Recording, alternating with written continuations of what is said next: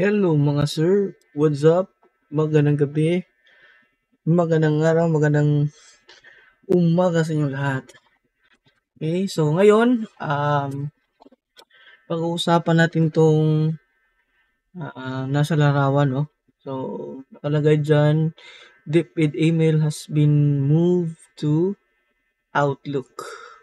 So, nakalagay dyan, starting October 1, 2023, Google Services and Apps, Gmail, Google Drive will be accessed as read only. So, all DepEd employees shall access their DepEd email using Microsoft Outlook. No? So, bali parang ah, wala na tong Gmail, no?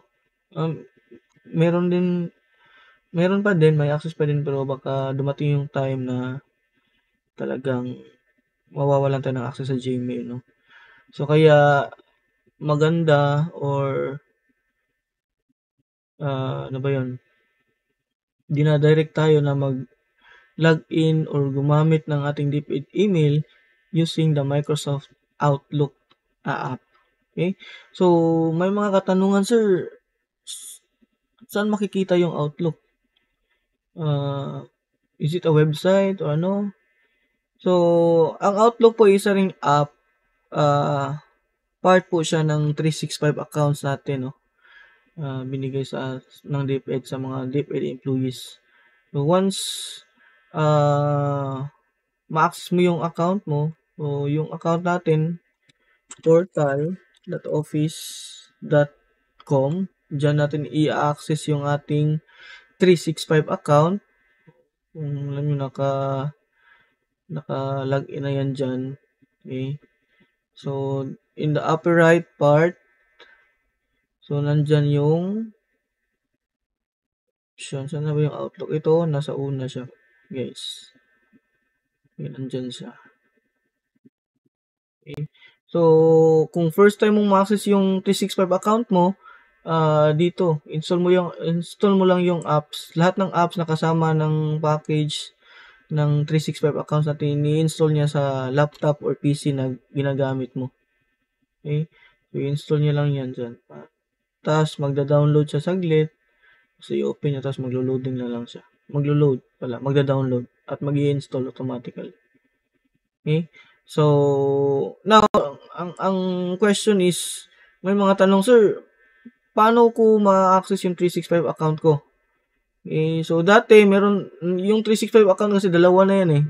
Yung dati yung sa amin dito sa Central Visayas may karugtong na R7-2 at R7-1 dot deped.gov.ph, di ba? Pero I think couple of months ago, meron tayong na-receive na message on our new account sa 365 yung wala nang R7-1, R1-1, yung ganun, wala na yun. Direkta na, no? Yung last name, first name dot name or last name at deped.gov.ph. Yun yung parang syntax, no, na ginamit. Okay? So, sir, paano ba makakuha yung account na yan? Nabigay po ba sa amin yan? Ba't di namin alam yung password, yung ganun? Okay? So, ang gawin ninyo, try nyo munang i-search sa inyong mga email, no? Kung accessible pa yung mga email niyo, I think it has been distributed couple of months ago yung mga accounts natin, no? Itong ganito. So, again, dami. Stress.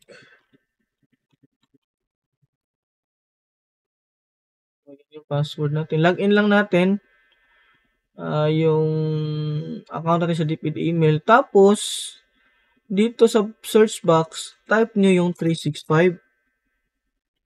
Tapos, then press enter. Okay?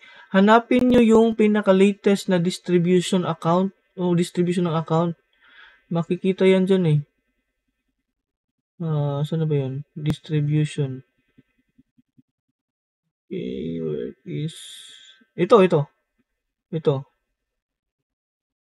all DepEd personnel, activate your Microsoft 365 account. Patuloy na comment. Ito ata yun. Tingnan natin ha.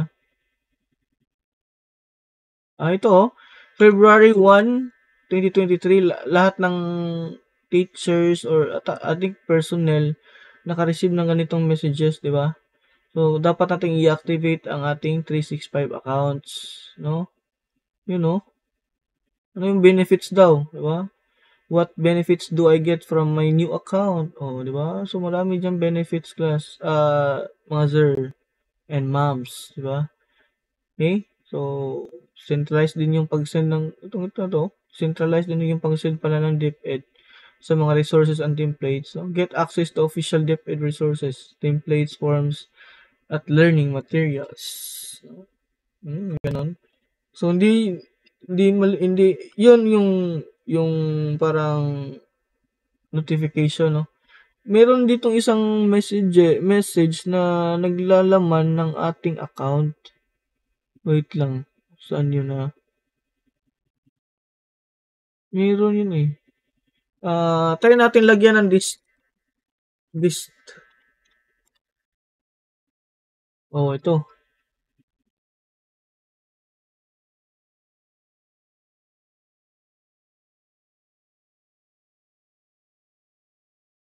Ito hindi to. Ito yung pinakauna, yung R7 to. Saan ba yun? 365 lang eh. 365 lang dapat yung i-search eh.